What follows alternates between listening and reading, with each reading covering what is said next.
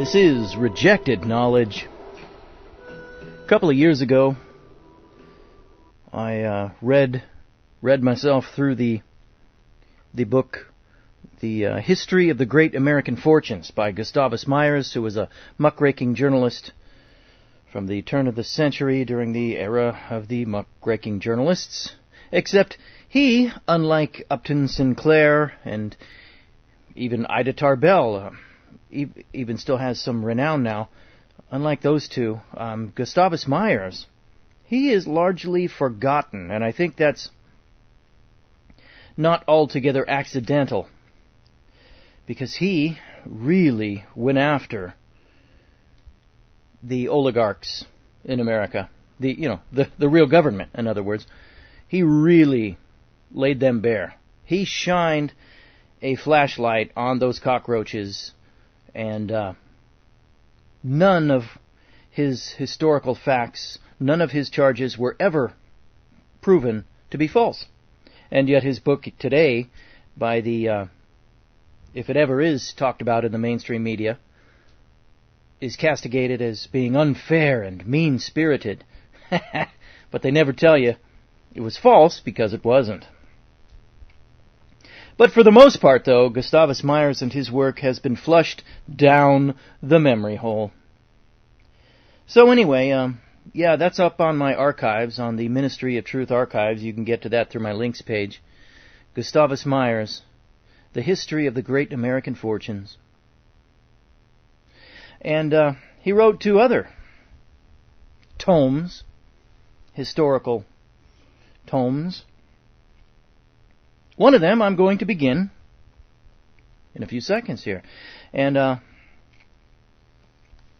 what got me wanting to read this, a couple of years back also, I was out of town, and I didn't bring enough books to read. I ran out of books to read, and I had to break down and go to the only game in town, a Borders bookstore. And if you're any kind of regular listener, you know my feelings about big chain bookstores.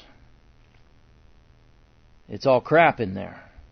It's all pablum, especially in the history section. It's all whitewashed, vanilla history. You'll never get truth in there, folks. But I had to get something, so I picked up a book called Boss Tweed.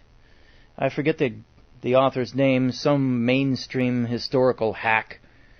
And Boss Tweed was the head of something called Tammany Hall, which was a huge, powerful political machine. It's in the 1800s. It was at its zenith. In the mid-1800s. And I wanted to find out a little bit about this Boss Tweed character that his name kept coming up quite a few times peripherally in Gustavus Myers' other work. But he didn't go into Boss Tweed in any kind of detail other than to say the guy was corrupt, basically. So who was this Boss Tweed guy? I said, well, I'll take a chance, see what I can glean from this mainstream historical hack's account of Boss Tweed, the head of the Tammany Hall in the 1800s. What was the guy's name? No, what was his name? Doesn't matter. Anyway, sure enough, I read through it and wanted to puke, because there was nothing there.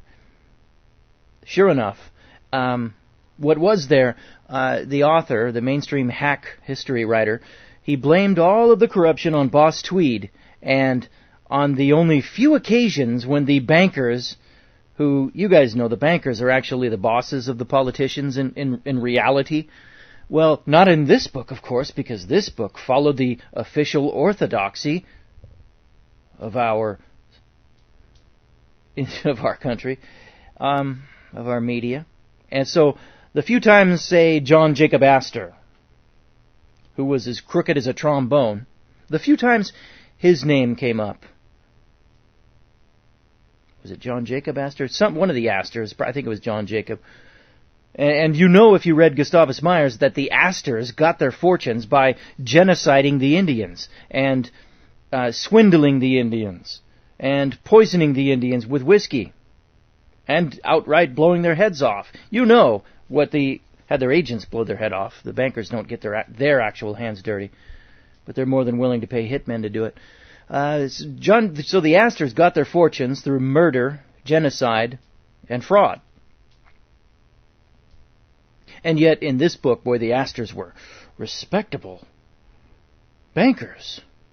And the Astors and the other bankers looked upon Boss Tweed's corruption as a thing of shame. Like, how could you do that, Boss Tweed? You know, we're entrusting our funds to you, and you are embezzling them. Shame on you. It was just, give me a flipping break. So the bankers got whitewashed. They're angels, and it's all Boss Tweed's fault. Same story we get today. You know, they'll find a rogue politician that, say, like a Daniel Trafficant, that said something he shouldn't have said, and he becomes the scapegoat. Well, all of his bosses and cronies, they get off the hook. Same thing. So, I knew that someday I would want to get into this. This other work by Gustavus Myers. And this other work is called The History of Tammany Hall. If you said Tammany Hall, what was Tammany Hall to the average American, they'd go, what? They'd look at you like those street interviews Jay Leno does, where he asks the most simplest, mundane question, and people's eyes glaze over. We're so dumbed down nowadays in this country. Nobody would know what Tammany Hall is. Nobody would know what Boss Tweed, who that was.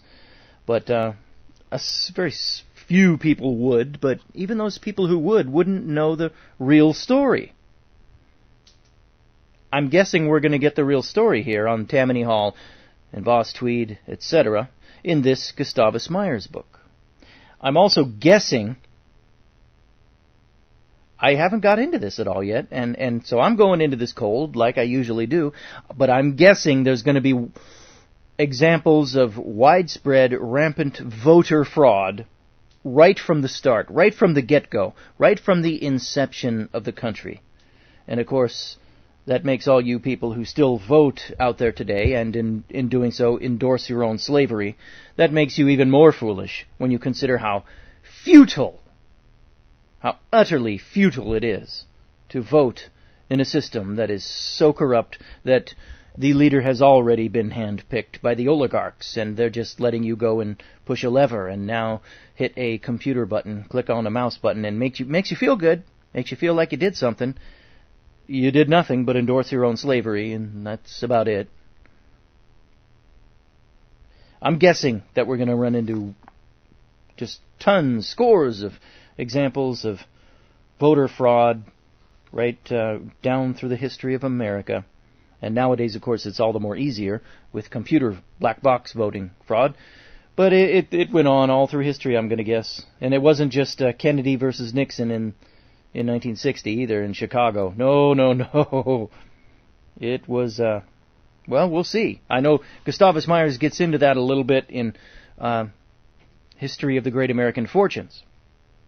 A few examples of voter fraud. And if you want to know about voter fraud, man, in just about every congressional election, read the book Vote Scam by James and Kenneth Collier. Fantastic book. It reads like a detective novel. It's a page-turner, but it's all factual. Vote Scam by James and Kenneth Collier. Okay. Well, here we go. Chapter 1 of The History of Tammany Hall by Gustavus Myers. Chapter 1 is entitled Resistance to Aristocracy, 1789 to 1798. The Society of St. Tammany, or Columbian Order, was founded on May 12, 1789, a fortnight later than the establishment of the national government by William Mooney. Says Judah Hammond, an early member of Tammany, Quote, "His object was to fill the country with institutions designed, and men determined, to preserve the just balance of power. His purpose was patriotic and purely republican. The Constitution provided by his care contained, among other things, a solemn asseveration which every member at his initiation was required to repeat and subscribe to, that he would sustain the state institutions and resist a consolidation of power in the general government." Unquote. Before the Revolution, societies variously known as the Sons of Liberty and the Sons of St. Tammany had been formed to aid the cause of independence. Tammany, or Tamanend, was an Indian chief. I never knew that. Of whom fanciful legends have been woven, but of whose real life little can be told. Some maintain that he lived in the neighborhood of Scranton, Pennsylvania, when William Penn arrived, and that he was present at the great council under the elm tree. His name is said to have been on Penn's first treaty with the Indians, April 23, 1683.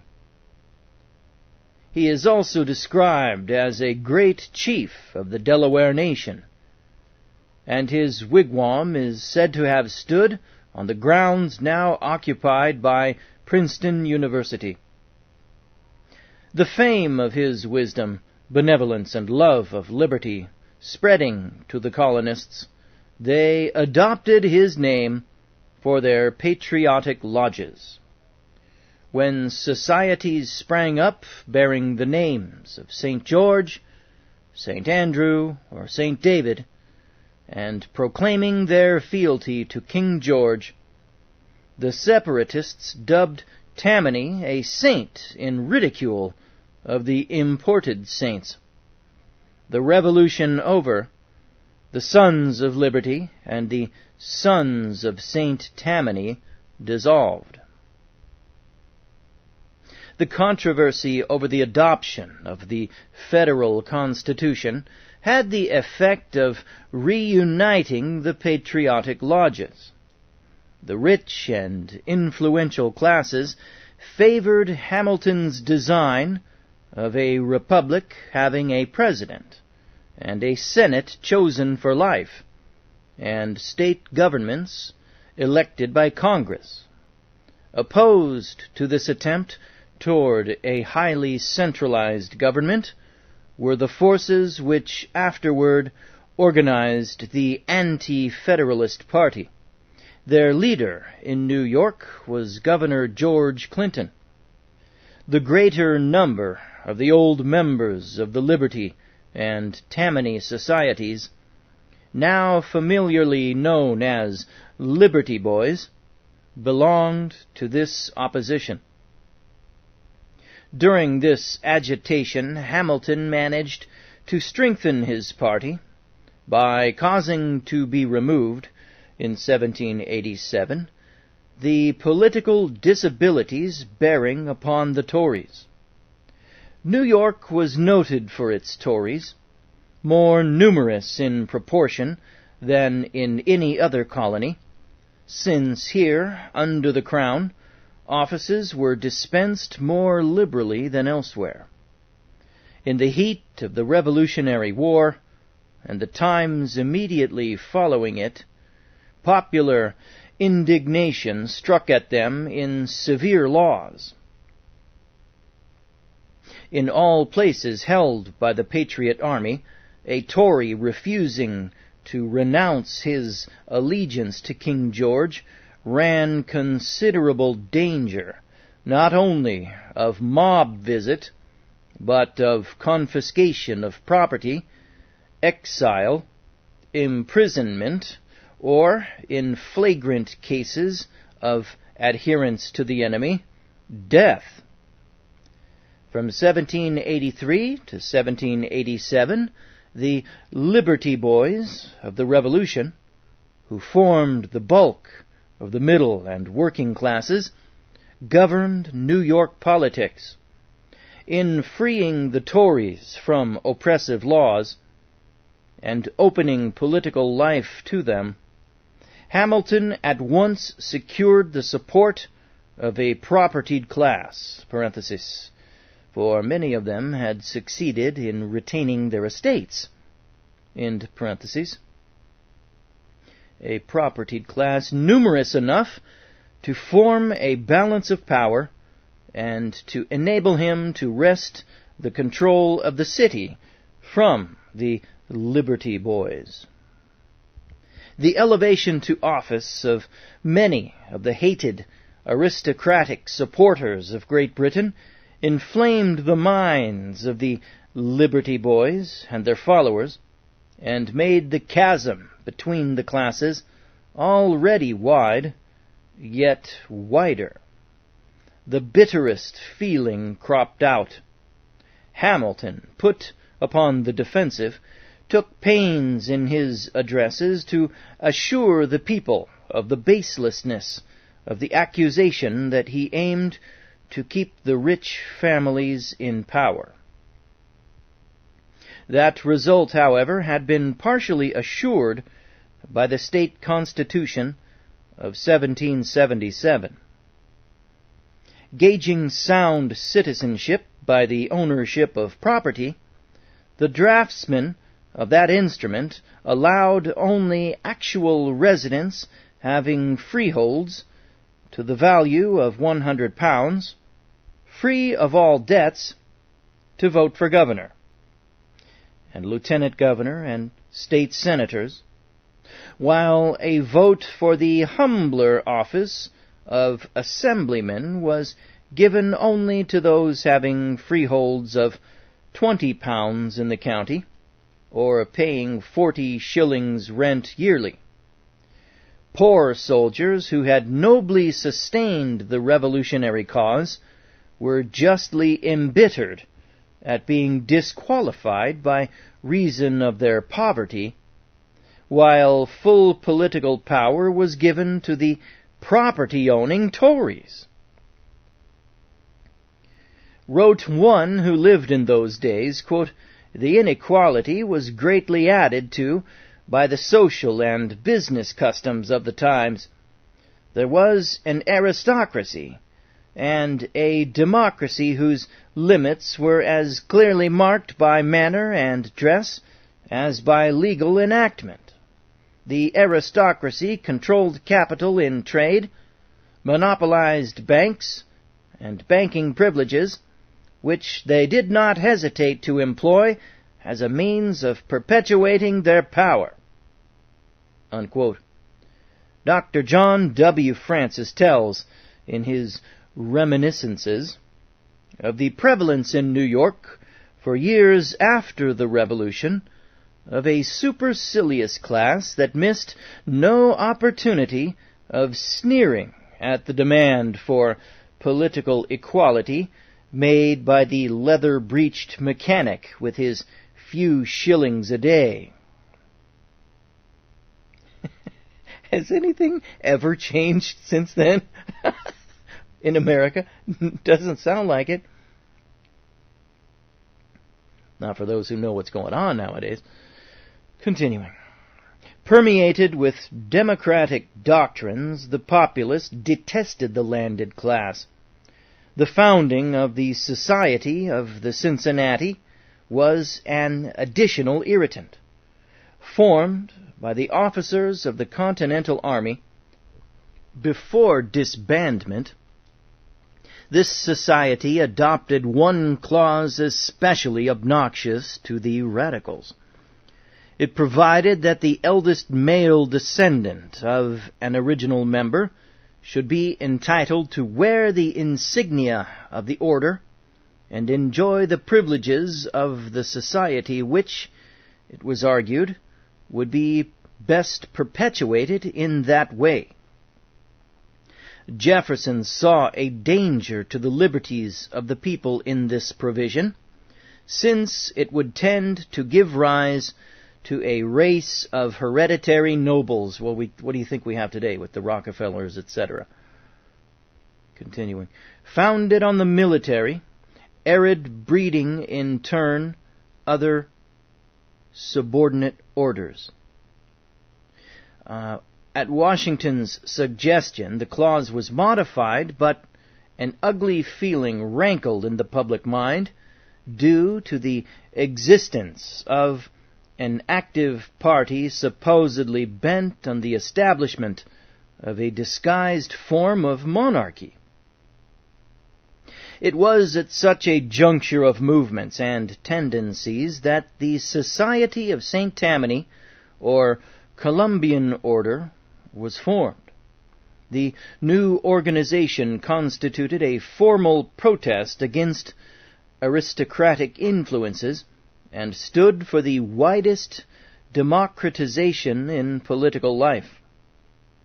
As a contrast to the old world distinctions of the Cincinnati and other societies, the Tammany Society adopted aboriginal forms and usages. The officers held Indian titles. The head, or president, chosen from 13 sachems, corresponding to trustees, elected annually, was styled Grand Sachem. In its early years, the society had a custom, now obsolete, of conferring the honorary office of Kichi Okema, or Great Grand Sachem, upon the President of the United States. Washington, John Adams, Jefferson, Madison, Monroe, John Quincy Adams, and Jackson were hailed successively as the Great Grand Sachems of Tammany. After the sachems came the Sagamore, or Master of Ceremonies, a scribe, or secretary, and a Wiskinski, or doorkeeper. This all sounds very Masonic. Instead of using the ordinary calendar designations, the society divided the year into seasons, and these into moons. Its notices bore reckoning from the year Columbus discovered America, that of the Declaration of American Independence, and of its own organization.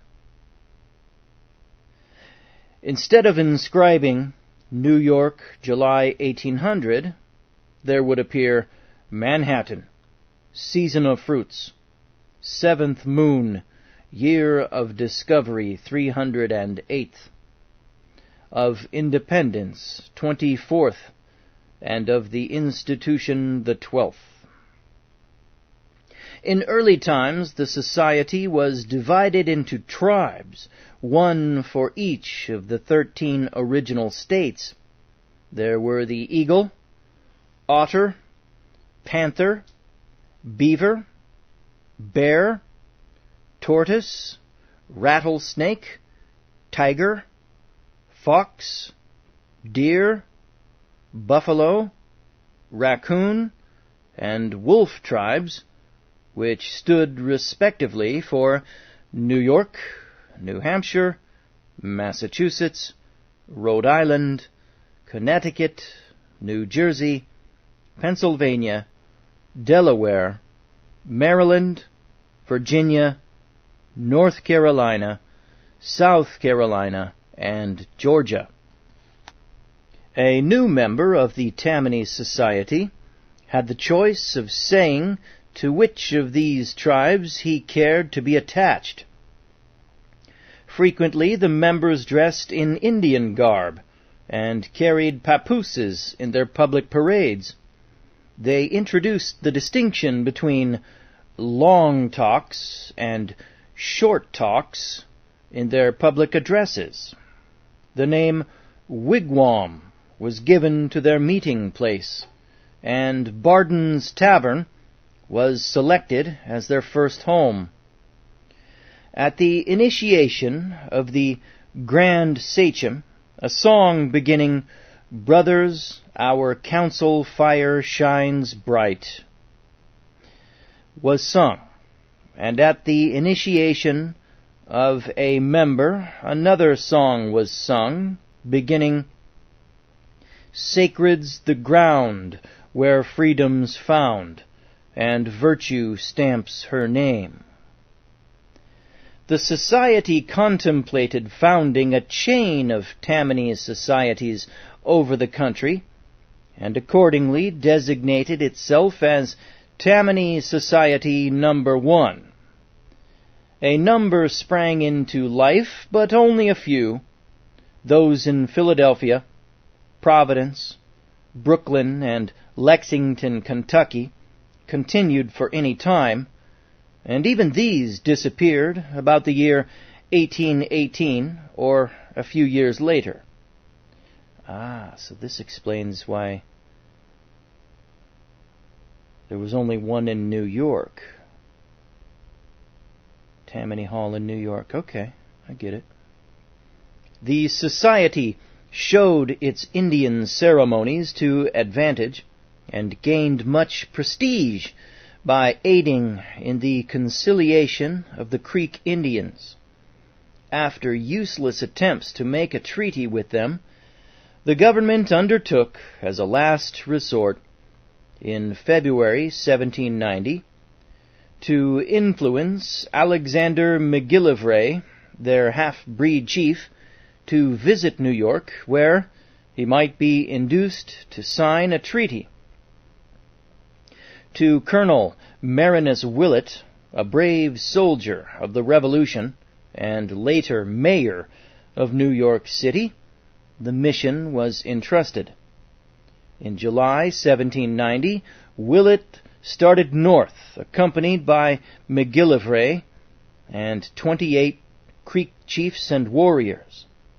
Upon their arrival in New York, then the seat of the national government, the members of the Tammany Society, in full Indian costume, welcomed them.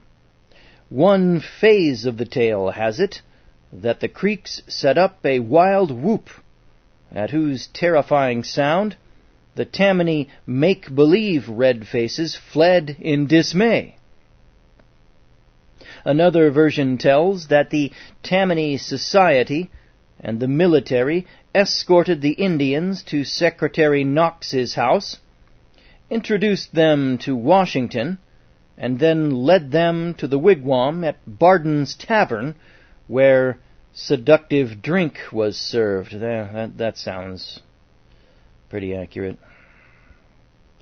On August 2nd, the Creeks were entertained at a Tammany banquet. A treaty was signed on August 13th. In June of the same year, Tammany had established, in the old City Hall, a museum, quote, "for the preservation of Indian relics," unquote. For a brief while, the society devoted itself with assiduity to this department. But the practical men grew tired of it. On June 25th, 1795, the museum was given over to Gardiner Baker, its curator, on condition that it was to be known for all time as the Tammany Museum, and that each member of the society and his family were to have entrance free. Baker dying, the museum eventually passed into the hands of a professional museum owner. Tammany's chief functions at first seem to have been the celebration of its anniversary day, May 12th, the 4th of July, and Evacuation Day. The Society's parades were events in Old New York. On May 12th, 1789, the day of organization, 2 marquees were built 2 miles above the city, whither the Tammany brethren went to hold their banquet. 13 discharges of cannon followed each toast. The first one read, "May honor, virtue, and patriotism ever be the distinguishing characteristics of the sons of St. Tammany." John Pintard, Tammany's first sagamore, wrote an account of the Society's celebration of May 12, 1791. He says, quote, "The day was ushered in by a federal salute from the battery and welcomed by a discharge of 13 guns from the brig Grand Sachem, lying in the stream. The society assembled at the great wigwam in Broad Street 5 hours after the rising of the sun, and was conducted from there in an elegant procession to the brick meeting house in Beekman Street. Before them was borne the cap of liberty, after following 7 hunters in tamanial dress, then the great standard of the society, in the rear of which was the great sachem and other officers. On either side of these were formed the members in tribes, each headed by its standard-bearers and sachem in full dress." These are grown men doing this.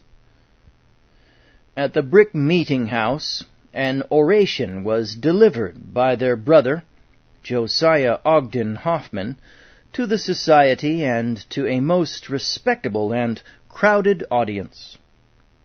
In the most brilliant and pathetic language he traced the origin of the Columbian Order and the Society of the Cincinnati. From the meeting-house the procession proceeded, as before, to Campbell's grounds, where upwards of 200 people partook of a handsome and plentiful repast. The dinner was honored by His Excellency George Clinton and many of the most respectable citizens." Unquote. The toasts that now seem so quaint mirror the spirit of the diners. Quote, "The Grand Sachem of the 13 United Fires," unquote, ran the first, quote, "May his declining sun be precious in the sight of the Great Spirit, that the mild luster of his departing beams may prove no less glorious than the effulgence of the rising or transcendent splendor of his meridian greatness." Unquote.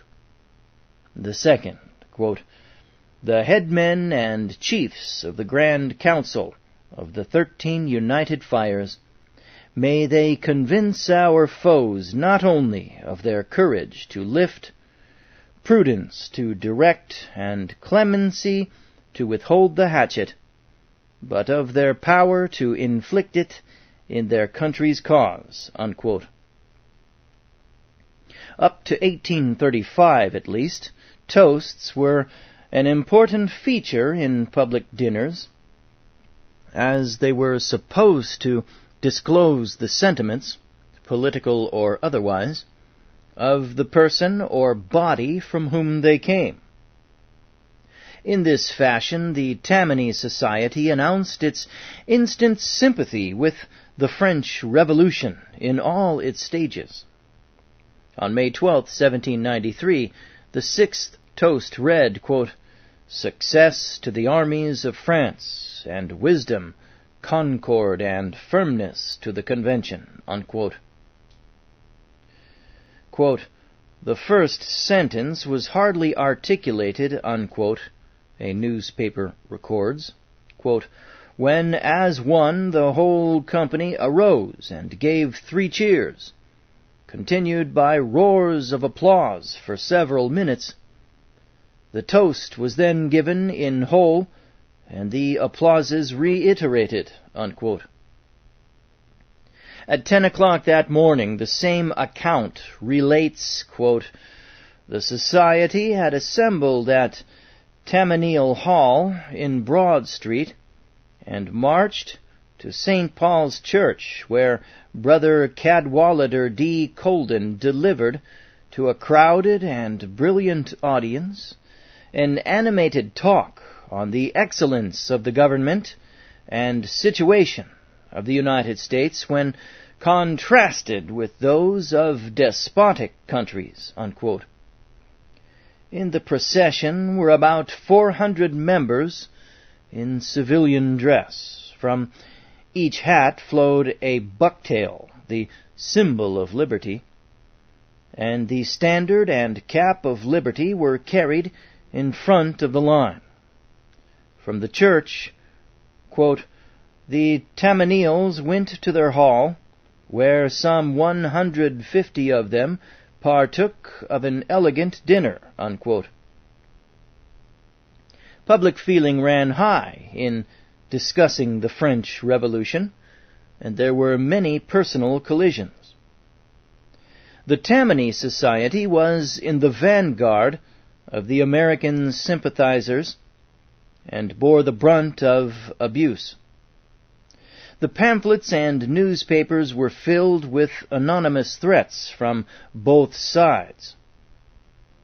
Quote-unquote, an Oneida chief writes in the New York Journal and Patriotic Register, June 8, 1793,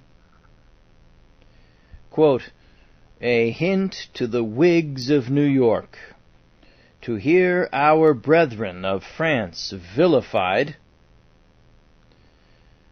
parentheses, with all that low scurrility of which their enemies, the English, are so well stocked, end parentheses, vilified in our streets and on the wharves, nay, in our new and elegant coffee-house, but more particularly in that den of ingrates called Belvedere Club House, where at this very moment those enemies to liberty are swallowing potent draughts to the destruction and annihilation of liberty, equality, and the rights of man, is not to be borne by free men. And I am fully of opinion that if some method is not adopted to suppress such daring and presumptuous insults, a band of determined Mohawks, Oneidas, or Senecas will take upon themselves that necessary duty, unquote. There is no record of the carrying out of this threat.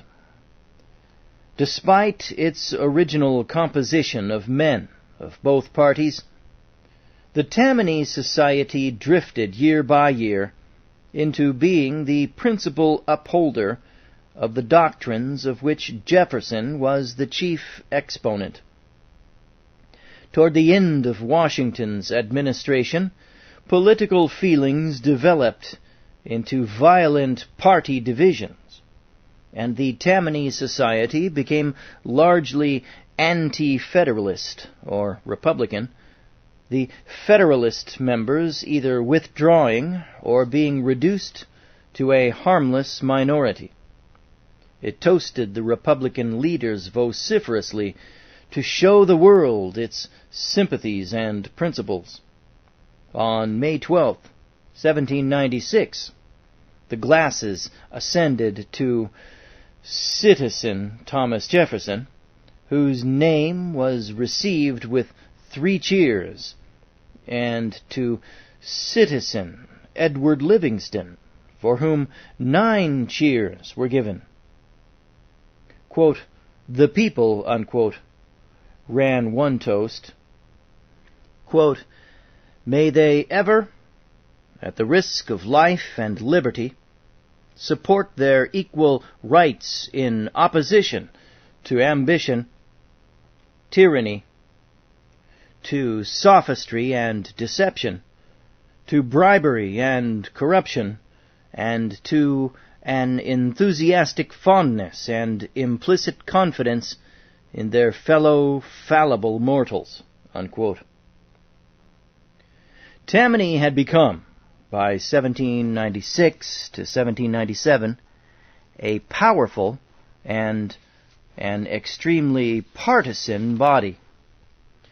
But it came near being snuffed out of existence in the last year of Washington's presidency.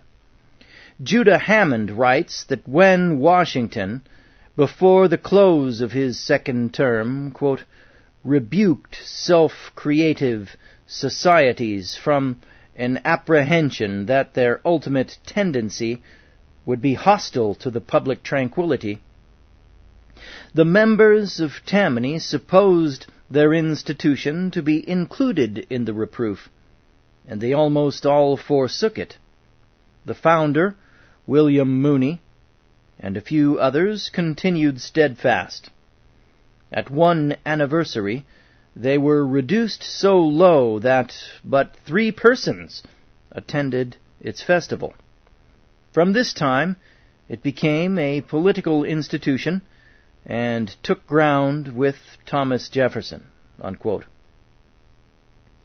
To such straits was driven the society which, a short time after, secured absolute control of New York City, and which has held that grasp with but few and brief intermissions ever since. The contrast between that sorry festival, with its trio of lonesome celebrators, and the Tammany Society of a few years afterwards, presents one of the most striking pictures in American politics.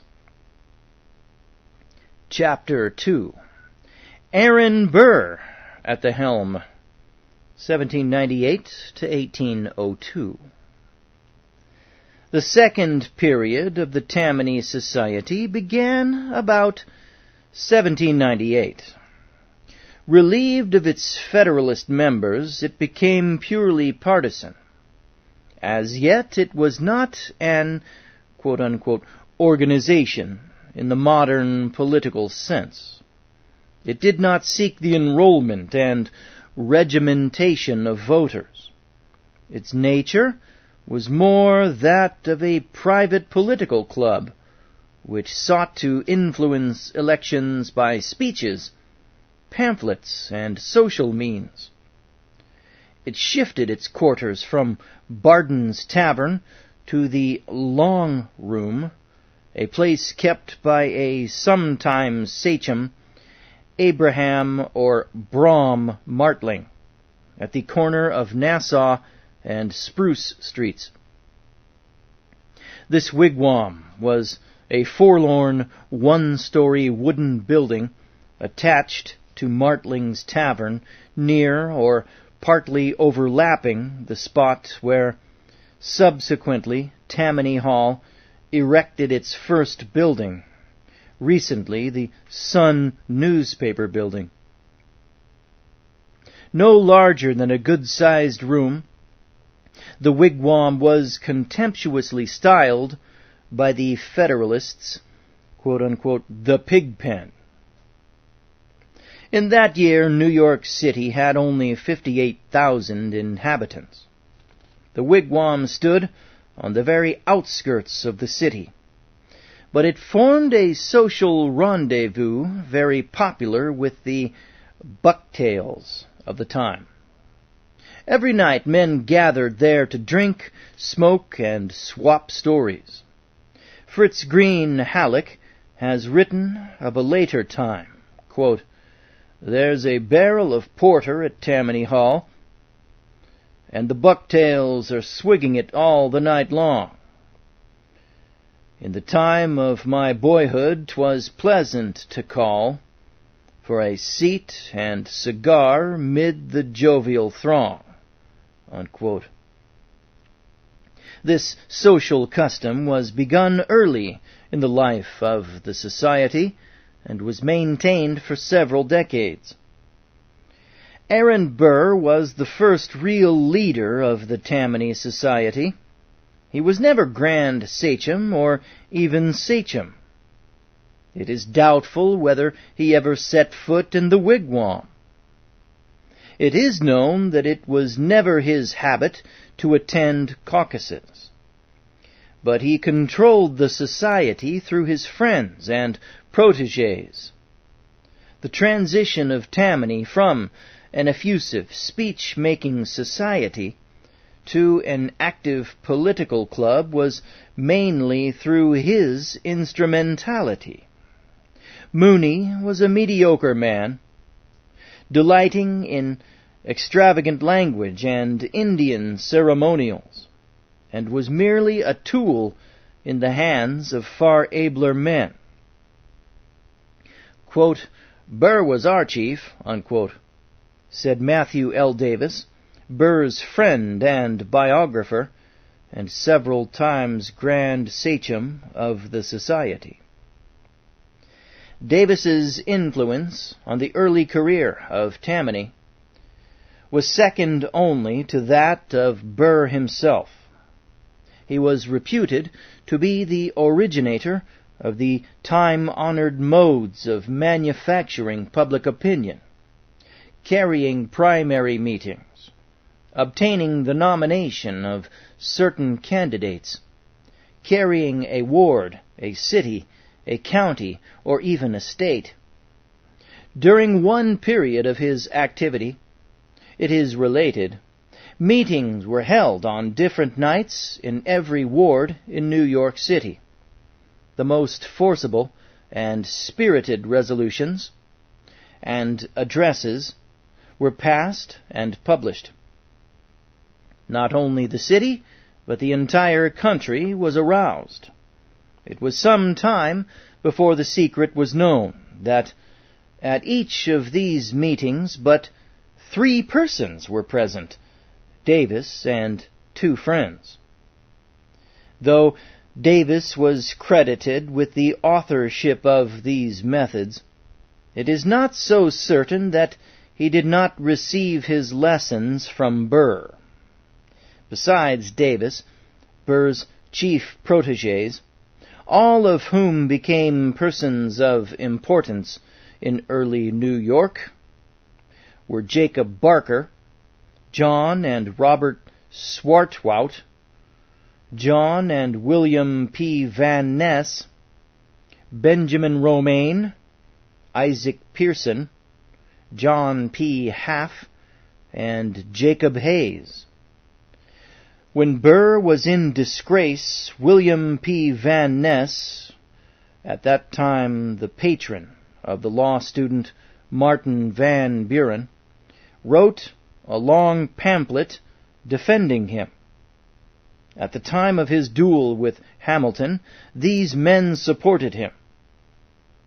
They made Tammany his machine, and it is clear that they were attached to him sincerely, for long after his trial for treason, Tammany Hall, under their influence, tried unsuccessfully to restore him to some degree of political power. Burr controlled Tammany Hall from 1797 until even after his fall. From then on to about 1835, his protégés either controlled it or were its influential men. The phrase, quote, "the old Burr faction still active," unquote, is met with as late as 1832. And the Burrites were a considerable factor in politics for several years thereafter. Nearly every one of the Burr leaders, as will be shown, was guilty of some act of official or private peculation. These were the men Burr used in changing the character of the Tammany Society. The leader and his satellites were quite content to have the Tammany rank and file parade in Indian garb and use savage ceremonies.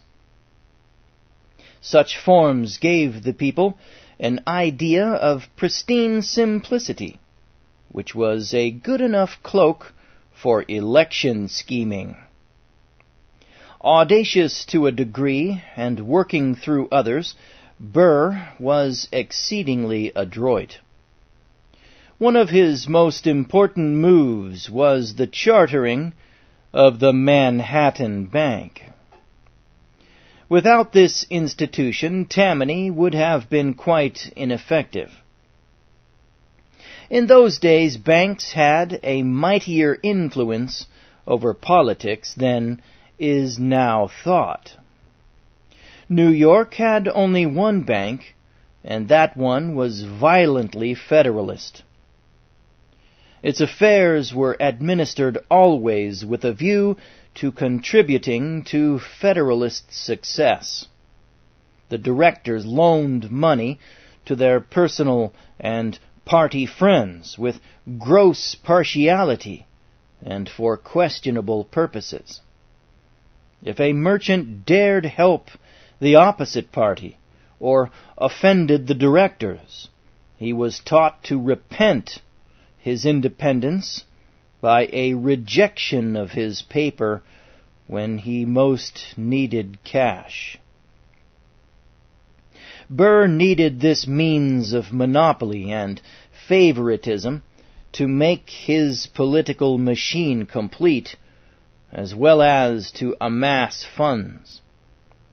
He, therefore, had introduced into the legislature in 1799 a bill apparently for the purpose of diminishing the future possibility of yellow fever in New York City.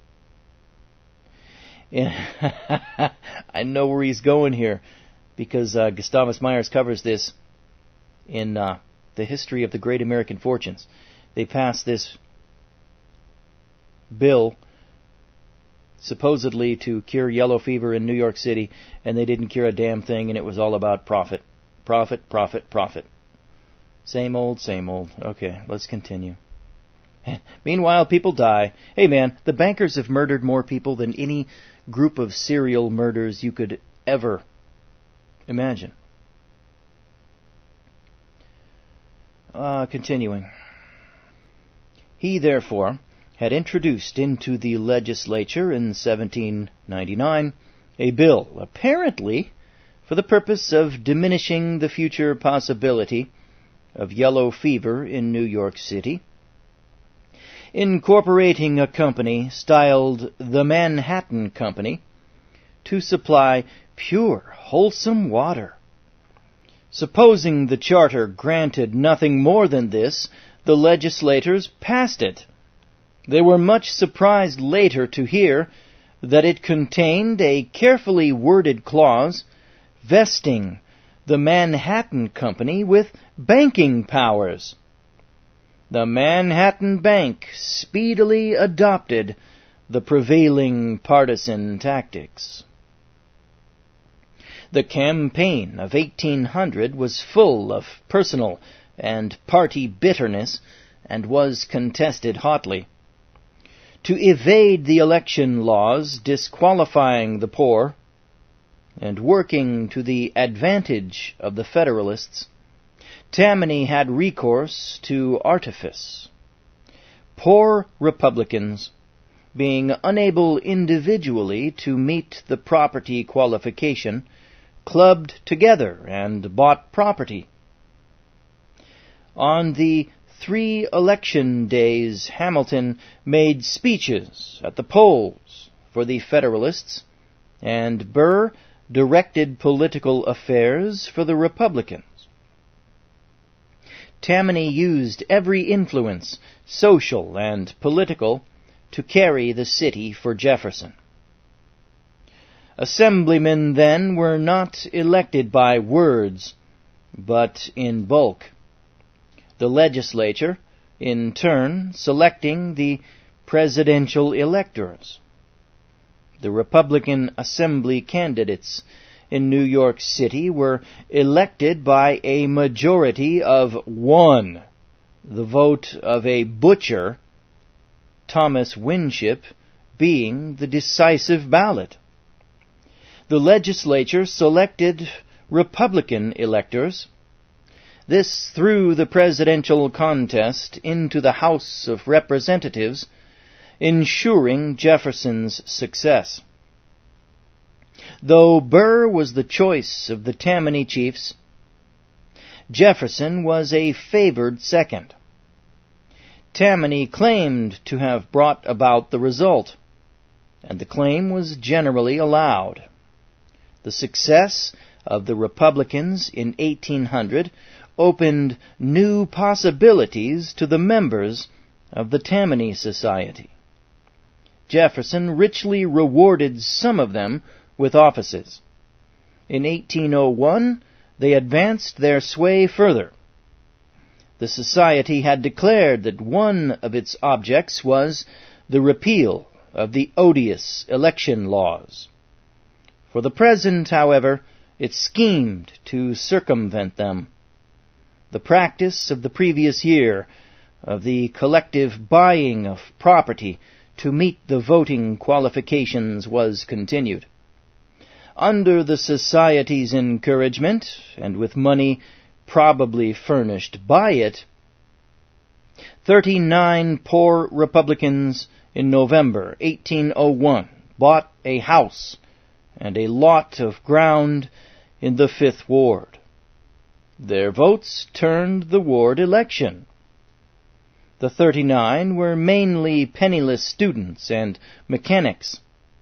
Among them were such men as Daniel D. Tompkins, future governor of New York and vice president of the United States; Richard Riker, coming recorder of New York City; William P. Van Ness, United States judge-to-be;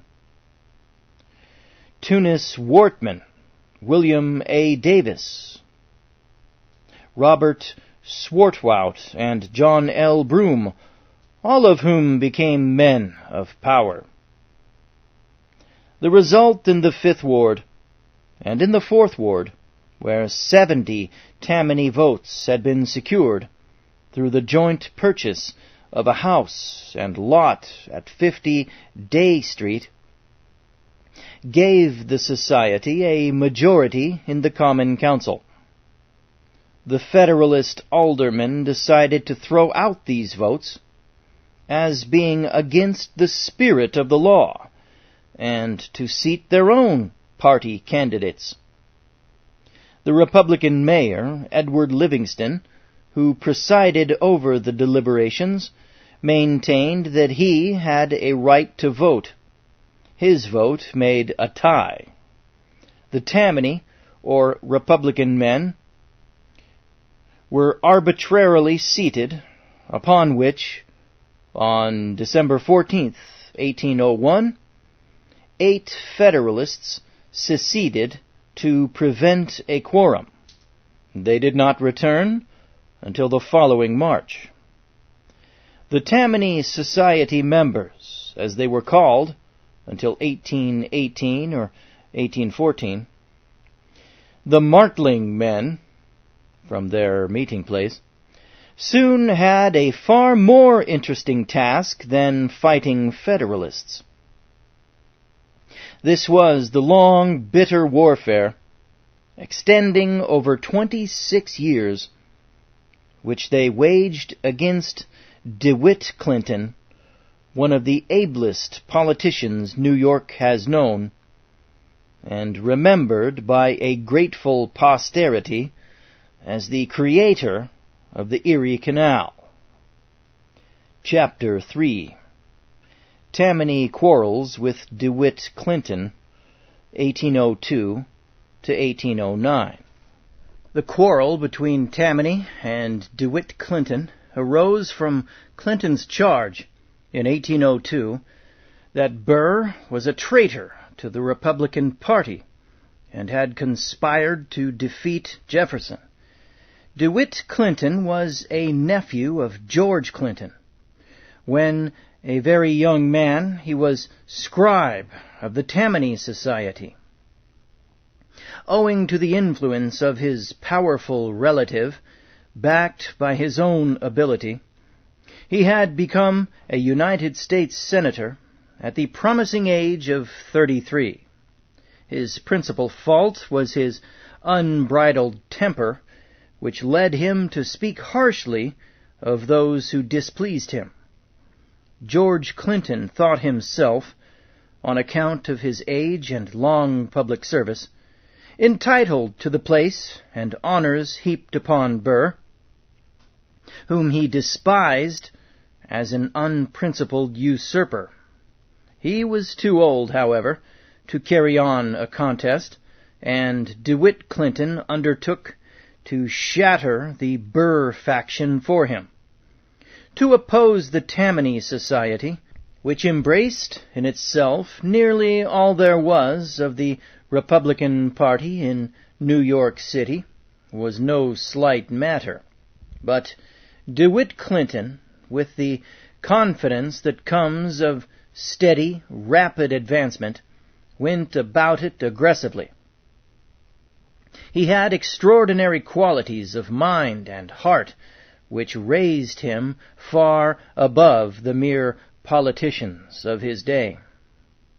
Some of the elective offices, as were allowed the city, were filled by the Tammany Republicans from 1800 to 1809. State senators, assemblymen, and aldermen were elective, but the mayor, sheriff, recorder, justices of the peace of counties, in fact, nearly all civil and military officers, from the heads of departments and judgeships of the Supreme Court down to even auctioneers, were appointed by a body at Albany known as the Council of Appointment, which was one of the old constitutional devices for centralizing political power. 4 state senators chosen by the Assembly comprised, with the governor, this council. Governor Clinton, as president of this board, claimed the exclusive right of nomination and effectually concentrated in himself all the immense power it yielded. He had DeWitt Clinton transferred from the post of United States Senator to that of Mayor of New York City in 1803, and filled offices in all the counties with his relatives or partisans. The spoils system was in full force, as exemplified by the council's sudden and frequent changes. Though swaying New York City, Tammany could get only a few state and city offices, the Clintons holding the power elsewhere throughout the state and in the Council of Appointment. Hence, in fighting the Clintons, Tammany confronted a power much superior in resources. One of the first moves of the Clintons was to get control of the Manhattan Bank. They caused John Swartwout, Burr's associate director, to be turned out. Some words ensued, and DeWitt Clinton styled Swartwout a liar, a scoundrel, and a villain. Swartwout set about resenting the insult in the gentlemanly mode of the day. Clinton readily accepted a challenge, and 5 shots were fired, 2 of which hit Swartwout, who, upon being asked whether he had had enough, said that he had not. But the duel was stopped by the seconds.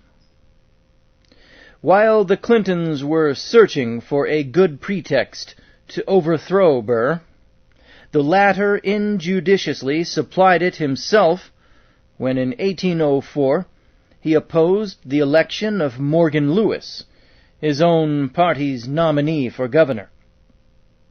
Burr's action gave rise to much acrimony, and from that time he was ostracized by every part of the Republican Party in New York, except the chiefs of the Tammany Society, or Martling men. He fell altogether into disgrace with the general public when he shot Alexander Hamilton in a duel, July 11th, 1804. Tammany, however, still clung to him. Two of Tammany's chiefs, Nathaniel Pendleton and William P. Van Ness, accompanied Burr to the field. John Swartwout, another chief, was at Burr's house awaiting his return. The Tammany men looked upon much of the excitement over Hamilton's death as manufactured. But, as if to yield to public opinion, the Society on July 13th issued a notice to its members to join in the procession to pay the, quote, last tribute of respect to the manes of Hamilton, unquote.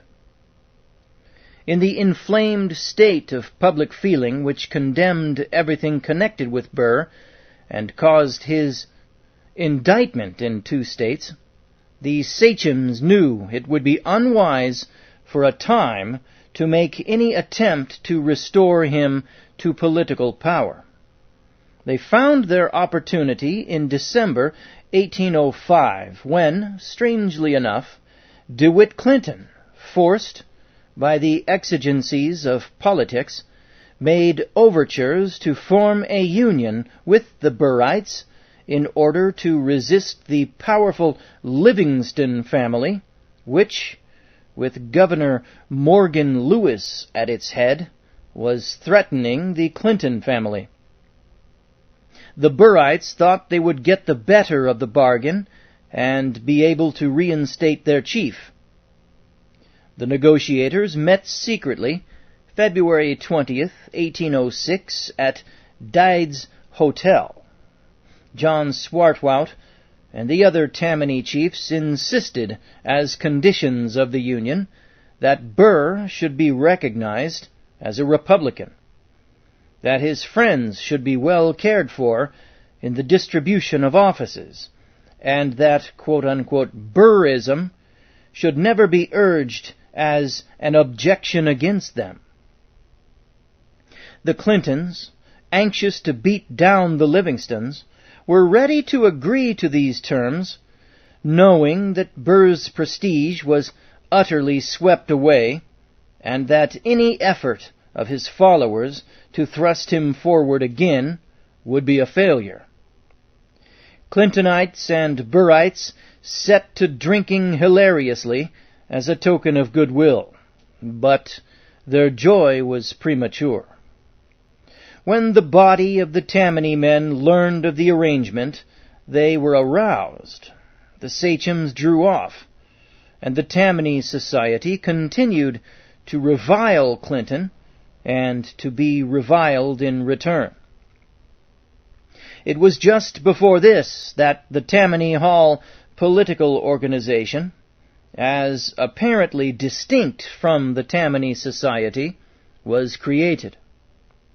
In 1805, the Society made application for, and obtained from the legislature, the charter, which still remains in force, incorporating it as a benevolent and charitable body, quote, for the purpose of affording relief to the indigent and distressed members of said association, their widows and orphans, and others who may be proper objects of their charity, unquote. The wording of the charter deluded only the simple. Everybody knew that the society was the center around which the Republican politics of the city revolved. It had its public and its secret aspects. Quote, this society, unquote, says Longworth's American Almanac, New York Register, and City Directory for 1807 to 1808, in a description of Tammany, quote, has a constitution in 2 parts, public and private, The public relates to all external or public matters, and the private to the arcana and all transactions which do not meet the public eye, and on which its code of laws are founded." Unquote. Sounds Freemasonic to me. The sachems knew that to continue appearing as a political club would be most impolitic. Year after year, since 1798, the criticisms directed at the self-appointed task of providing candidates for the popular suffrage grew louder. In 1806, these murmurings extended to Tammany's own voters. Honest Republicans began to voice their suspicions of caucuses which never met, and public meetings called by nobody knew whom. The sachems, though perfectly satisfied with the established forms which gave them such direct authority, wisely recognized the need of a change. It was agreed that the Republicans should assemble in each ward to choose a ward committee of 3, and that these ward committees should constitute a general committee which should have the power of convening all public meetings of the party and of making preparatory arrangements for approaching elections. This was the origin of the Tammany Hall General Committee, which, consisting then of 30 members, has been expanded in present times to over 5,000 members.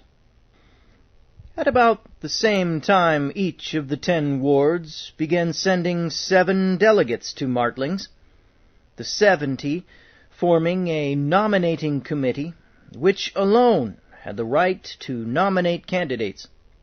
The 70 met in open convention. At times, each member would have a candidate for the assembly, to which the city then sent 11 members.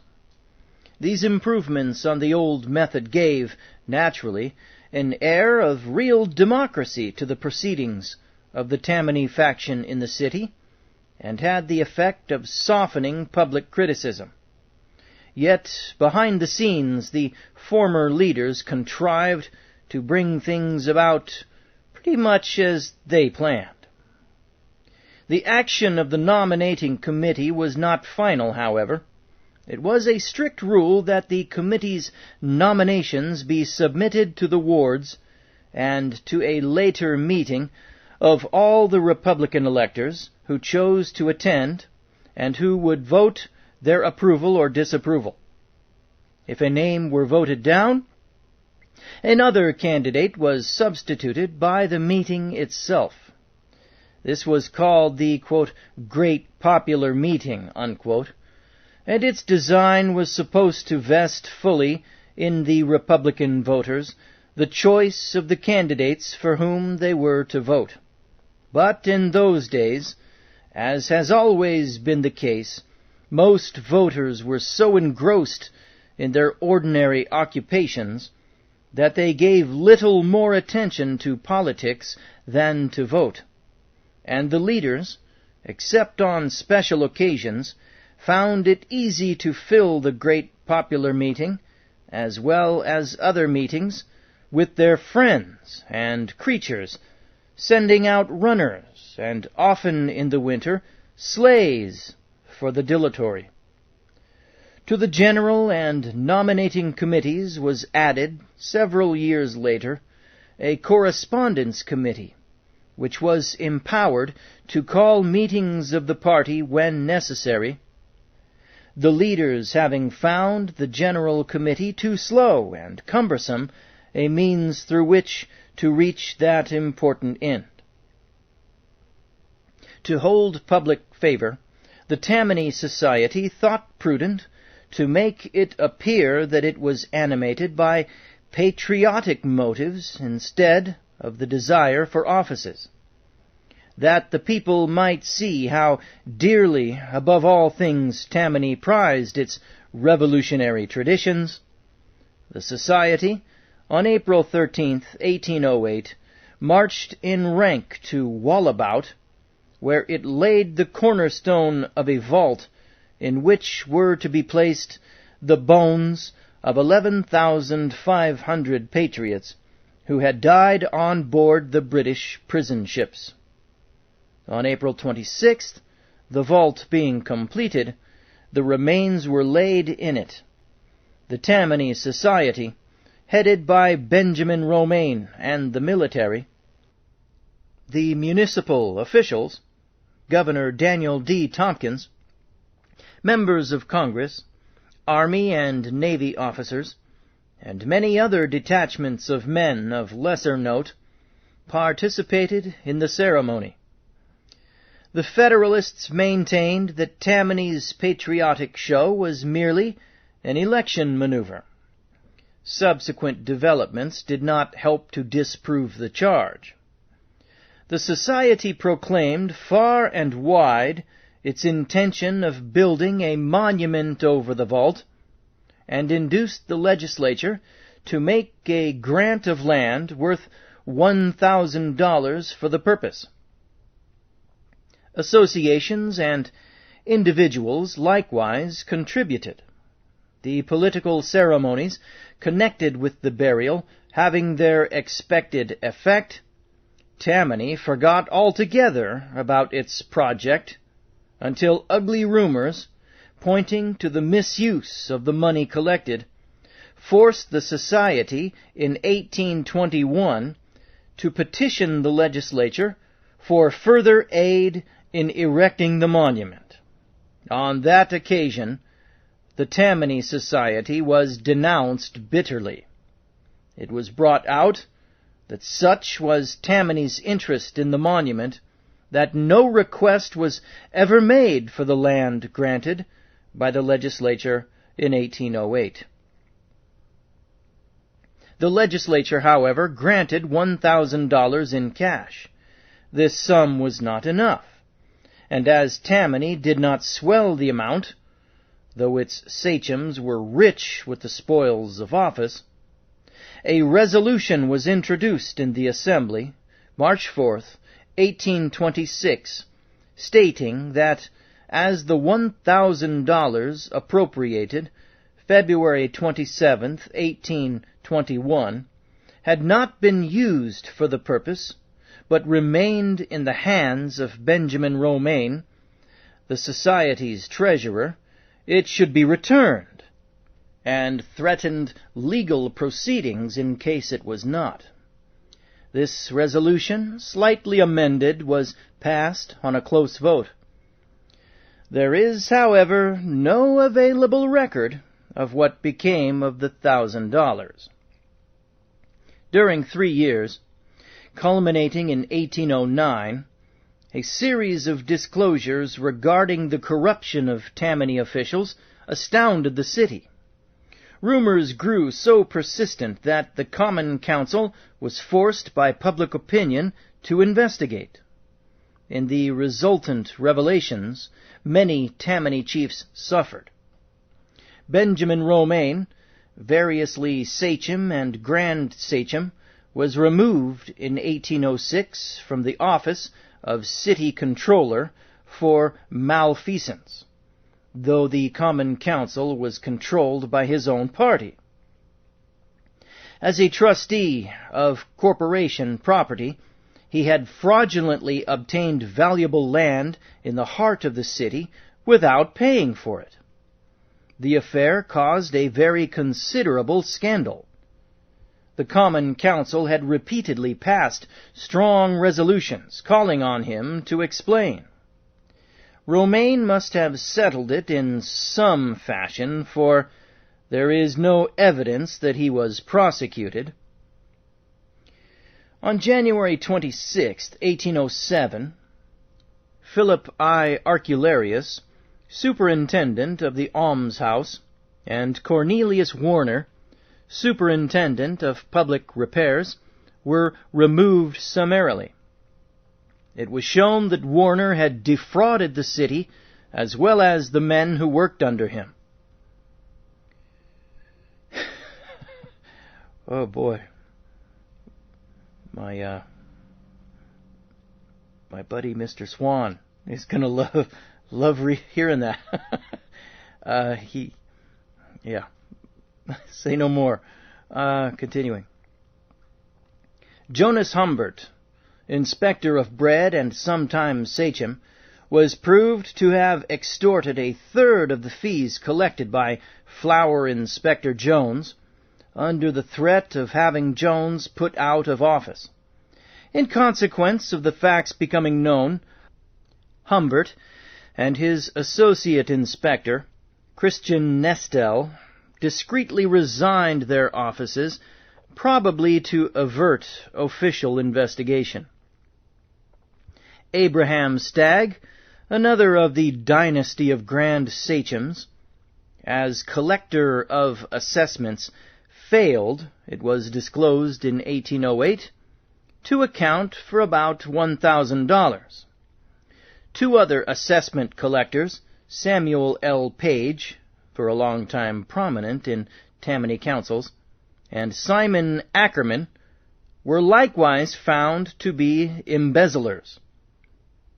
Stagg and Page managed to make good their deficit by turning over to the city certain property, but Ackerman disappeared. John Bingham, at times sachem, and a noted politician of the day, managed, through his position as an alderman, to wheedle the city into selling to his brother-in-law land which later he influenced the corporation to buy back at exorbitant price.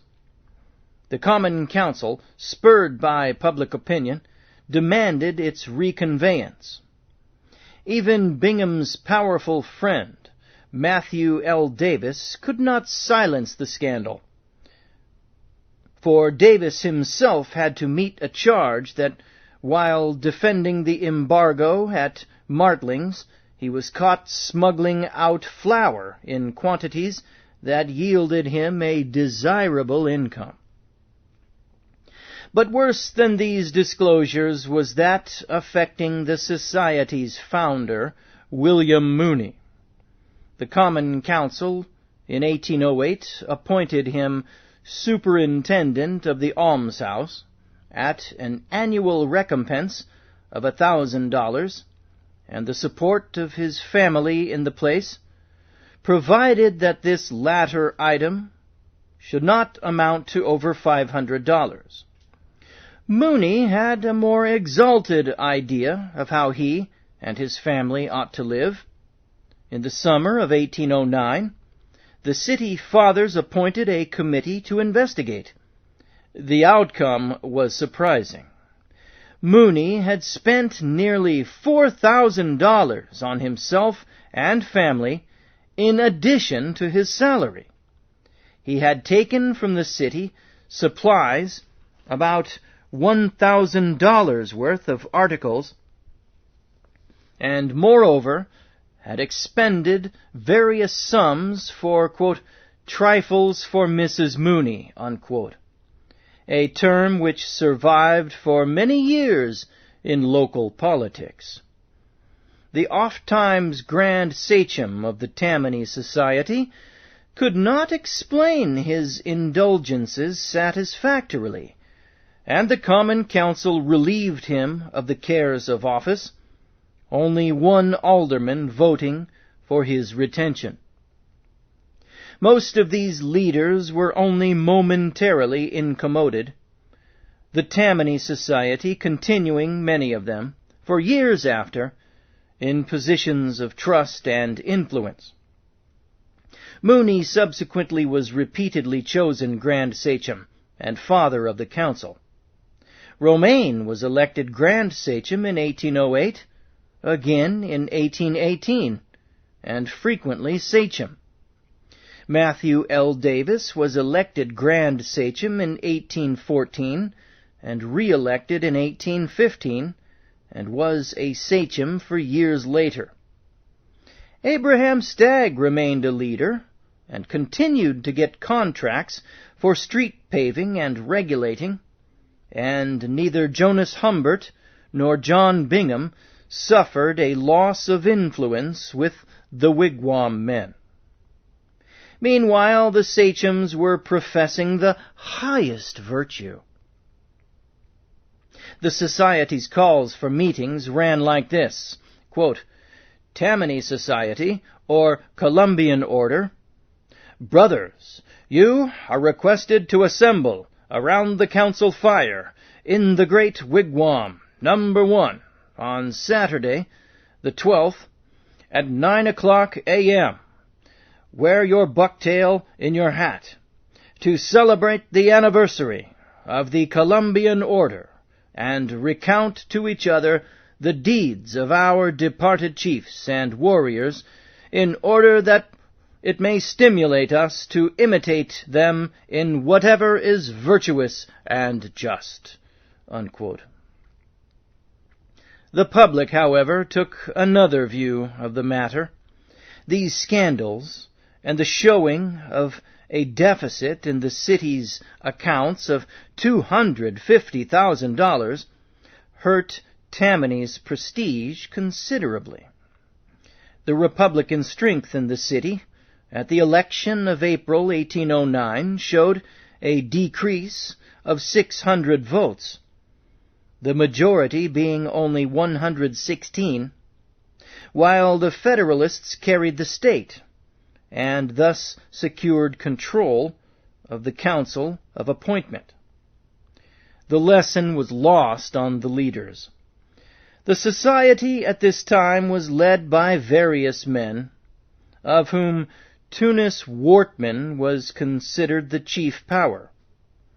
Wortman was as enraged at the defection of these few hundred voters as his successors were, at a later day, at an adverse majority of tens of thousands. He caused a meeting to be held at Martlings on May 19th, and secured the appointment of a committee with one member from each of the 10 wards, instructed to inquire into the causes contributing to lessen Tammany's usual majority.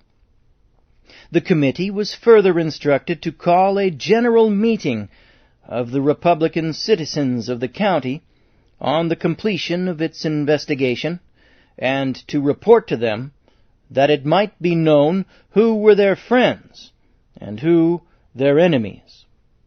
Here is to be seen the first manifestation of that systematic discipline which Tammany Hall thereafter exercised.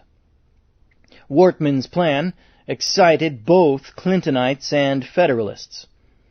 The committee was called, quote-unquote, the Committee of Spies, and was regarded generally as the beginning of a system of intimidation and proscription. In the passionate acrimony of the struggle between Tammany and the Clintons, the Federalists seemed to be well nigh forgotten. The speakers and writers of each side assailed the other with great fury. One of these was James Cheatham, a Clinton supporter and editor of the American Citizen. Goaded by his strictures, the Tammany Society, on the night of February 28, 1809, expelled him from membership on the grounds that he had assailed the general government and vilified Jefferson. In the American Citizen of March 1st, Cheatham replied that the resolution was carried by trickery. Says Cheatham, quote, "Tammany Society was chartered by the legislature of the state for charitable purposes. Not a member of the legislature, when it was chartered, imagined, I dare say, that it would be thus perverted to the worst purposes of faction." Unquote.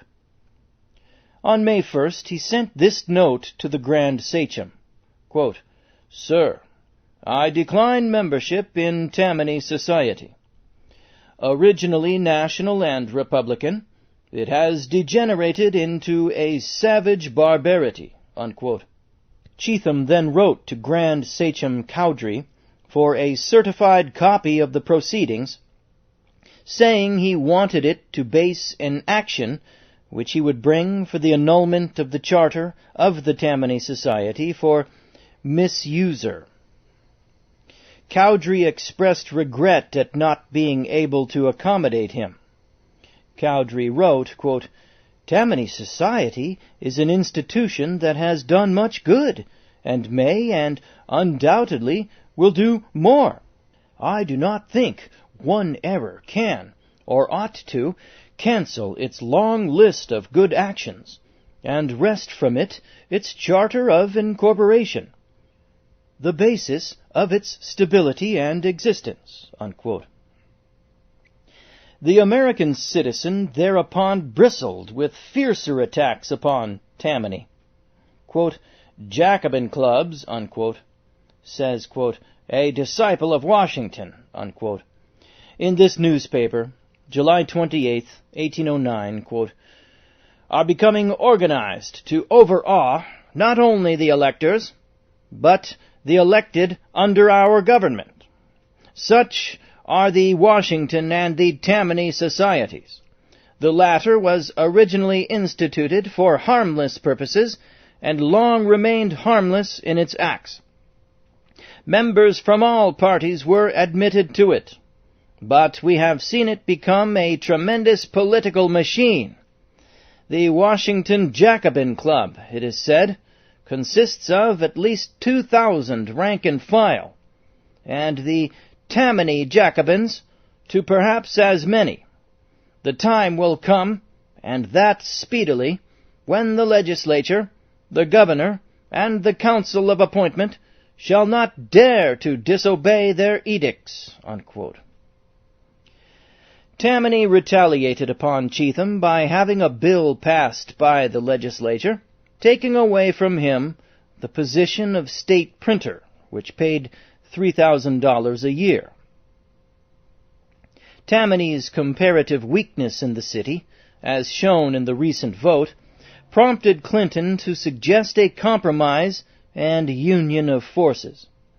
Overtures were made by his agents, and on July 13, 1809, 28 of the leaders of the Clinton, Madison, Burr, and Lewis factions met in a private room at Coleman's Fair House.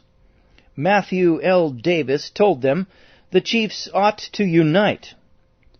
Experience demonstrated that if they did, they would lead the rest, meaning the voters. Tammany, he said, welcomed a union of the Republican forces so as to prevent the election of a Federalist Council of Appointment. Davis and Wortman proposed that they unite to prevent any removals from office, that the two opposition Republican clubs in turn should be destroyed, and that their members should go back to the Tammany Society, which, being on the decline, must be reinforced, or, if it should be thought advisable, to put down the Tammany Society, quote, considering its prevailing disrepute, unquote, then a new society should be organized in which Burrites, Lewisites, Clintonites, and Madisonians were to be admitted members under the general family and brotherly name of Republican. DeWitt Clinton cautiously kept away from this meeting, allowing his lieutenants to do the work of outwitting Tammany. A committee of 10 was appointed to consider whether a coalition of the chiefs were practicable, whether, if it were, the people would agree to it, whether the Whig, opposition Republican, clubs should be destroyed, and whether the Tammany Society should be reinforced. The meeting came to naught. In this effort to win over the Tammany chiefs, DeWitt Clinton abandoned his protege and dependent, Cheatham, who had made himself obnoxious to them. Finding Clinton's political and financial support withdrawn, Cheatham, out of revenge, published the proceedings of this secret meeting in the American Citizen, and, awakening public indignation, closed the bargain. A few nights later, a Tammany mob threw brickbats in the windows of Cheatham's house. By his death, on September 19, 1810, Tammany was freed from one of its earliest and most vindictive assailants. Okay, folks, that's it for this time. This has been chapters 1, 2, and 3 from The History of Tammany Hall by Gustavus Myers from the turn of the 20th century. More rejected knowledge. Thanks for listening.